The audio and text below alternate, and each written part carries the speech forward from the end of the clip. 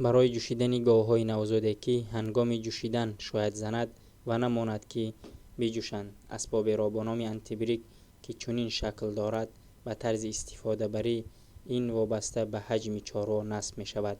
در نوبت اول پیش از جوشیدن ما باید با مایع تازه کننده آنتیسپتیکی شستن هر یک سینه گاو را فراموش نکنیم و چنین طرز کردن لازم است.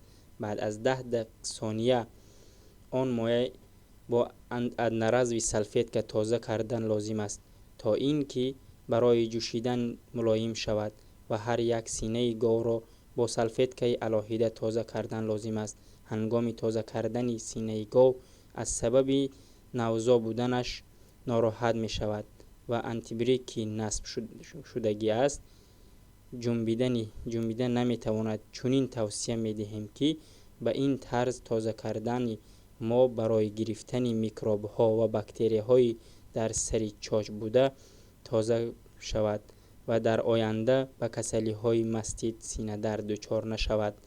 دستگاه شیردوشی را میاریم در برق نصب نموده فعال می سازیم و ظرفک های شیردوشی را با طور درست در چاچ های گاو نصب می نماییم. این اولین بار جوشیدن که هست اپرات را با دستمون می قپیم تا اینکه در حالت جنبیدن گاو نافتد. یک بار از نظر می گذاریم که ظرف های شیردوشی هوا نداشته باشند. در دوام جوشیدن ما آهسته آهسته سینه گاو را مساج می نماییم تا اینکه ملایم شدن گیرد و شیر پایین آمدن گیرد. همین کارها را 2-3 مراتب تکرار می نماییم تا عادت کردن گاو. اگر بینیم که شیر نمی آید مساج را دوام می دهیم. می بینیم که سینه گاو ملایم شده است. هنگامی به آخر رسیدن شیردوشی ما اپرات را کمی به پایین می کشیم تا اینکه آزادانه گیریم. باید قید نماییم که جوشیدن گاو با این گونه اپرات ها 30 ثانیه دوام می کند. از این زیاد ماندن در کار نیست.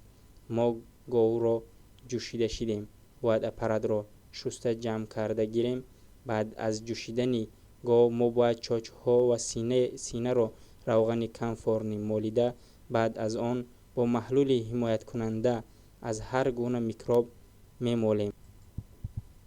بینندگان گرامی، اینک آنتیبریک را نگرفته باید اکال گروپ ویتامین های لازمی را اکال میکنیم و بعدان آنتیبریک را میگیریم تا که آزادانه گردد. تماشابینان محترم، اگر نواری ما به شما پسند آمده باشد در کانال ما ابونه شدن را فراموش نسازید و لایک های خود را دریغ ندارید.